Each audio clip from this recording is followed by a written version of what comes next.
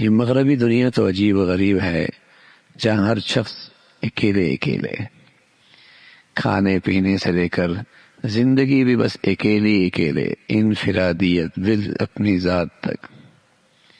اور مسلمانوں میں ہر جگہ اجتماعیت ہی اجتماعیت ہے، خاندان، گھر، کھانا، بیٹھنا، ہر جگہ اجتماعیت کو پسند کیا گیا ہے۔ اور مغرب کی پوری تہذیب میں انفرادیت، علیحدگی، دور دور، بس اپنا اپنا، یہاں تک کہ میاں بیوی کو بھی کسی چیز کی ضرورت پڑے تو وہ بھی کہتے ہیں بھائی امریکی سسٹم ہے، تم اپنا بل دینا، کھانے کا ہم اپنا بل دیں گے، ہاں تم اپنا بل دینا، ہم اپنا بل دیں گے۔ تو وہاں انفرادیت ہے، اور اسلام میں سبحان اللہ ایثار ہے۔ خونی رشتے تو خونی رشتے، اس سے آگے بھی اگر کوئی تمہارے ساتھ اجنبی بھی بیٹھا ہے تم اس کو محبت دو، تم اس پہ ایثار کرو۔ اور سبحان اللہ مسلمانوں میں یہ خوبصورت منظر ایسا ہے کہ دنیا کافر حیران ہوتا ہے کہ ایک مسلمان کے دسترخوان پہ اتنے لوگ، سحری کے وقت، افطاری کے وقت، کھانے کے وقت،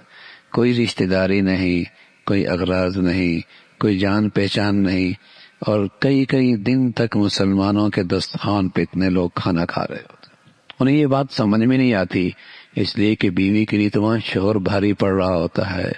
اور شوہر کے لیے بیوی بھاری پڑ رہی ہوتی ہے، اور باپ کے لیے اولاد بھاری پڑ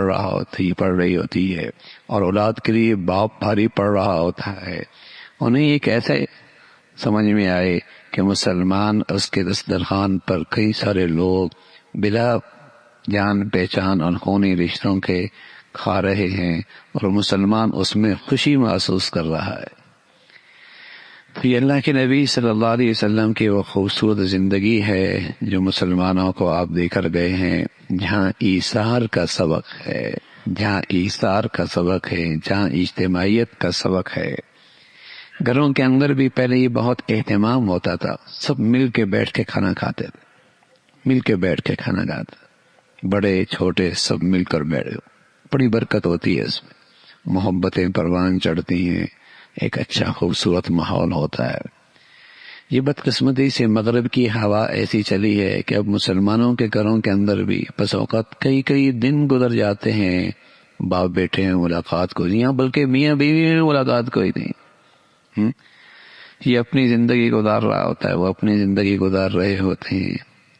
تو یہ مسلمانوں کی تہذیب، مشرقی تہذیب تھی، گھر کے دسترخوان پہ سب مل کے بیٹھ کے کھانا کھایا کرتے۔